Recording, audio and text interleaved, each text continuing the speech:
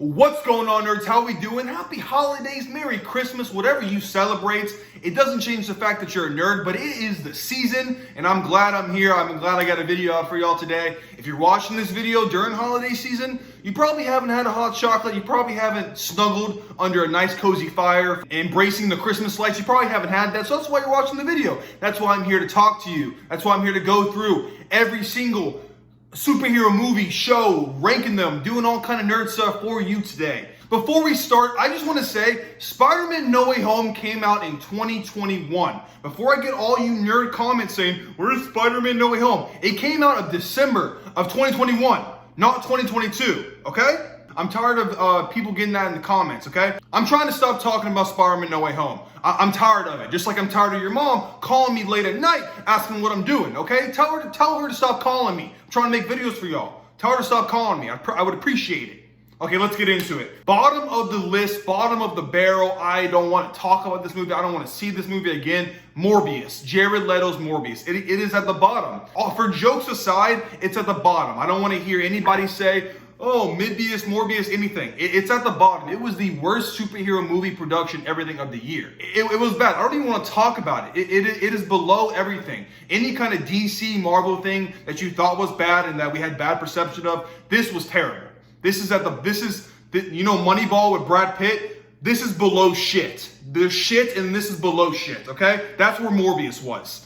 It was bad. I genuinely do not know how they made that movie, why they didn't include Spider-Man stuff, even though they marketed Spider-Man stuff. Like, I don't understand why they didn't include that, because I would have sold the movie. And they delayed it so long after Spider-Man No Way Home. Why didn't they just put it in January or February, right after Spider-Man No Way Home? And then they would have made so much money, because they would have had all the sweaty nerds from Spider-Man No Way Home jumping on the hype train, jumping on everything. And it just, I don't understand it. But either way, Morbius sucked. I'm glad we don't have to go past it. I'm glad they're not doing a sequel. I'm glad, hopefully, Sony's universe is dying, and they're making a Madam Web movie, and supposedly that's connected. But hopefully they just nip that shit in the bud. Hopefully they stop, just like Ned Leeds stops eating. I hope they stop with that. Okay, so Morbius, done, bottom of the list. Don't want to talk about it again. The next worst production was Thor Love and Thunder. Thor Love and Thunder is the second worst, and there's a big gap between that and Morbius. But it's so bad because I thought it was going to be the best movie of the year. I thought it was going to be the best Marvel movie of the year, because I love Thor 3. I love Thor. I love what Taika Waititi did in Thor 3. And I had high hopes. I was like, no way they're going to blow this. This is Marvel's movie for the summer. This was it. And it just let me down so bad. I'm tired of saying how bad it's let me down, because they had gore, they had Christian Bale, such a great actor, and that movie just let me down. I expected so much more from it, so much more impactful emotionally from it, and it was just a big joke. It was a big SNL skit, and it sucked. I'm more mad at it for letting me down than I am for it just being a bad movie, Some can say, oh, it wasn't that bad, you just need to take it as a joke. Well, fuck that. I didn't want to take it as a joke. I wanted to have a really good movie, and it just let me down. I felt like I was watching a YouTube skit for 2.5 hours. Chris Hemsworth, I don't know if he's going to return to the role. I like Jane Foster in that movie, but it was just a big L. I just didn't want to see it again. But I feel like that they have definitely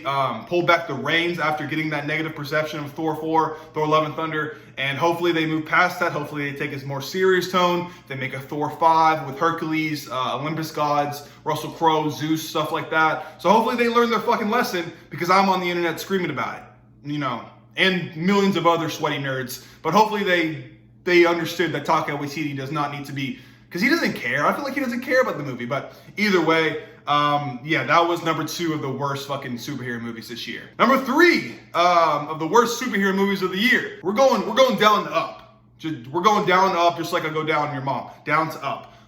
So we have Morbius, Thor 4, and then we have Doctor Strange 2. Again, just a major disappointment. I wanted Marvel to have a great year. You have Sam Raimi directing. You have it coming back from WandaVision. You have all these great things leading up to it. Spider-Man No Way Home, talking about Doctor Strange in the multiverse. You have all these great things leading up to a movie, and it just falls flat. It's just, a lot of people are going to say, oh, it was a letdown because no cameos. This is where the no cameos shit comes in. Oh, you expected way too much. The name of the movie is Multiverse of Madness. That is the name of the movie.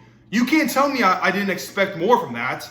multiverse of madness, not the future and two other universes that are fucking paint and color and look at the exact same. And no. I mean, I'm glad we saw Mr. Fantastic. I'm glad we saw some other different characters and variations of those characters. But no, it was a big waste. And it was more of a waste of wasting Sam Raimi's talents and wasting the great director that he is. Because I feel like there was a lot of, he didn't get the... See, Taika Waititi got too much free reins. He got too much non-Kevin Feige to do this. But I feel like in Doctor Strange, they didn't let Sam Raimi be Sam Raimi. You have elements of Sam Raimi, you have elements of what he can do, but you don't have all of what Sam Raimi's capable of the Evil Dead, of the Spider-Man 2s. That's not what Sam Raimi, I don't think that's what he personally wanted to do. I think he wanted to do something way better, but there was just a lot of interference from Kevin Feige and establishing the multiverse and establishing Wanda as a villain and establishing the story, and it just fucking fell flat, and that sucks. All right, so now we're getting into the movies that aren't bad, but just, you know, mainly this one, Black Adam. Black Adam next on the list. The only reason I have it above those, the only reason I have Black Adam above Thor 4, above Doctor Strange, is because it did exactly what I expected it to do. I expected The Rock to show up with his bald fucking Easter Island head, do a couple eyebrow raises, be The Rock, and have some great action sequences, and that's what it did. I think it had definitely some of the best and coolest action sequences of the year. As far as the story, it sucks. I mean, I think everybody knows that. The Black Adam story sucks. You know, it's kind of lifeless. It's kind of, we've seen this 1,000 times, the villain. And you know, that's okay when you expect that and you expect it to be sucky, and it kind of surprises you of how good the CGI is or how great the movie actually looks. The movie looks pretty good, pretty great movie, pretty great CGI, pretty great effects, pretty great, you know, Dwayne "The Rock" Johnson elements. When you look at it now, a couple months later, it's looking like it didn't make any fucking money, and that's because it didn't. Because The Rock didn't sell as much as he wanted to. It didn't change the DCEU as it thought it was going to be. But as a movie's perspective, not looking at money and not looking at actual economic growth of the movie, I think it was a pretty solid. I think it was just a fun time. You go in there, you know, drunk with your friends, and you're just trying to have a good time in the movies, trying to scarf down popcorn. There's comedy in it, yes. There's also great action. The story that's entertaining to watch. It's not great by any means, because we know you had the little kid and you got stuff going every which way, but it's not great by any means, but it's just a solid story. It's just great popcorn fun. It's like watching a Fast and Furious movie. It's just great popcorn fun. And that's what Black Adam was. So that's why I have Black Adam above Thor 4, Doctor Strange 2, just because it kind of met my expectations and a little exceeded them, and how good Dwayne "The Rock" Johnson looks as Black Adam. And of course, them bringing back Henry Cavill Superman, even though as of late, that might not be exactly what happens, but who cares? Seeing him once again in Superman clothes is good enough for me. It was great, but yeah, that's why Black Adam's right there. It's not, I would say it's just in that sweet spot. It's like getting a C on a test. I mean, you're passing, but you're not that far off from the idiots in the class. You know what I mean? So don't think you're in the clear yet. Okay, so now we're getting into the great movies. These are the only great 2 superhero movies of 2022. Wakanda Forever. Wakanda Forever exceeded my expectations. I didn't have a lot going into Wakanda Forever. I didn't expect them to do that much. They had a lot of big shoes to fill with the passing of Chadwick Boseman. They had a lot of stuff to do, and they did it greatly. They exceeded my expectations. This is where your teacher says, oh, you exceeded my expectations. You did better than the average, because that's what this was. An emotional story that picked up and greatly kept Marvel going, picked Marvel up, and just kept everything going. Kept Chadwick Boseman's legacy alive through Shuri, through the Black Panther franchise, kept the movie going, and it was just a great flick. Another great villain in Marvel's eyes. I think Namor is a really great villain. Great storytelling. It was a little long, and we'll get into that with the next one. But I feel like this was Marvel's movie of 2022. That's also your goal of 2023. I'm still bigger than you in 2023, which I probably will be, then you didn't meet your goals. Midtime flex break. Ring the bell. Ring the bell. Midtime flex break.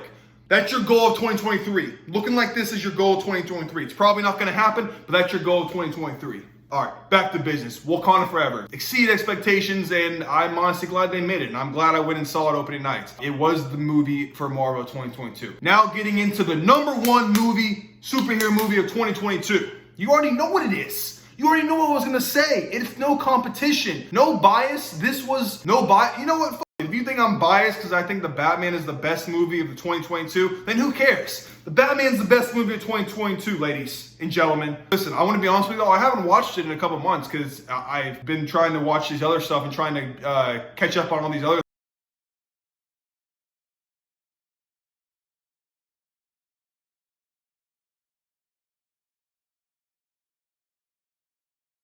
This is bad to say, and I'm gonna be honest with y'all, because you know I'm honest with y'all. I compare every single superhero movie I see to the Batman. Because when I walked out of that theater, when I watched it all, and I was glued to the screen for 3 hours. 3 hours. That's a lot in this day and age to be glued to a screen consistently 3 hours and not let your attention span go. I cannot believe that I like that movie that much. And I compare every single superhero movie I see to that movie because that is my movie. That's my #1 movie of all time for superheroes, and that's my opinion, and that's what I think. And if I think that's the best, I want to compare other movies to that and see how they compare to that, because I think that's a great movie. Now listen, I understand that sometimes you have comedic superhero movies and lighthearted superhero movies, and I get that, and I enjoy those just as much as I enjoy the Batman. But this year, 2022, the Batman was the best superhero movie of the year. It gave us a great start to Robert Pattinson's Batman. It gave us a great villain. It introduced us to a new world that I think everybody loves, and I hope we continue to see. But the Batman was the best superhero movie of 2022. Period. End of story. What I do want to say is, while I am talking about movies, I want to run through a couple shows just so y'all know that I did acknowledge the shows of 2022. We had She-Hulk, Miss Marvel, Peacemaker, and Moon Knight. Anything else I forgot, I just didn't watch. I also didn't watch Miss Marvel. I glanced Miss Marvel and She-Hulk. Okay, I'll be honest with y'all. But I just didn't care for them. They weren't my show. She-Hulk obviously had a couple good episodes. I do think it did have a couple good episodes. The Daredevil episode, the last episode, a couple in the beginning with Hulk. It did have a couple good episodes, but I think that She-Hulk and Miss Marvel just weren't my shows. And, you know, say that how you will. I didn't like them because they weren't my shows. But if you like them, great. They just weren't the show for me. I did, however, enjoy Moon Knight. I liked every single episode of that show. Oscar Isaac really proved to be a great superhero, like everybody thought he would be. I even got the little Moon Knight toy right there, because I thought Moon Knight was cool. I loved Moon Knight from the Spider-Man Web of Shadows game, and I really enjoyed seeing Moon Knight again. As far as the other show, I would say is Peacemaker. I watched that with my girlfriend, something you probably would never do. But I enjoyed that show every week, week to week. John Cena, again, just like Oscar Isaac, proved again that anybody can really be a superhero if they're just a great actor. And I think John Cena really solidified his role as being an actor, not just the funny man or the wrestler. I think he really is moving more into that acting stage with a person like Peacemaker, because you saw how in-depth and emotional he could get. But as far as TV shows, those are my shows. Peacemaker and Moon Knight. A little bit of She-Hulk, but She-Hulk and Miss Marvel just really weren't my shows. But that's going to be it, guys. That's everything in 2022. That's everything we had. Morbius, Thor, Doctor Strange 2, Black Adam, Wakanda Forever, The Batman, Miss Marvel, She-Hulk, Moon Knight, Peacemaker. So much content. So much movies. You would think I wouldn't look like this if I was watching all that stuff, but I do. I fit it in. And you should too. That's going to be a goal for 2023. Fit in the gym. Fit in the gym, fit in working for yourself, fit in working to better yourself. But that's the goal for 2023, guys. I hope y'all enjoyed this. Let me know in the comments what y'all think the best movie of 2022 is. I know it's The Batman, but I want to hear what y'all say. Give me your full list. I'll read it. Probably won't, but I appreciate y'all. I love y'all. Put in the comments any stuff y'all got for next video. But that's gonna be it, guys. Hope y'all have a great New Year, a great Christmas. Make sure your parents buy you some deodorant, maybe some body wash. But that's it, guys. I hope y'all having a good one.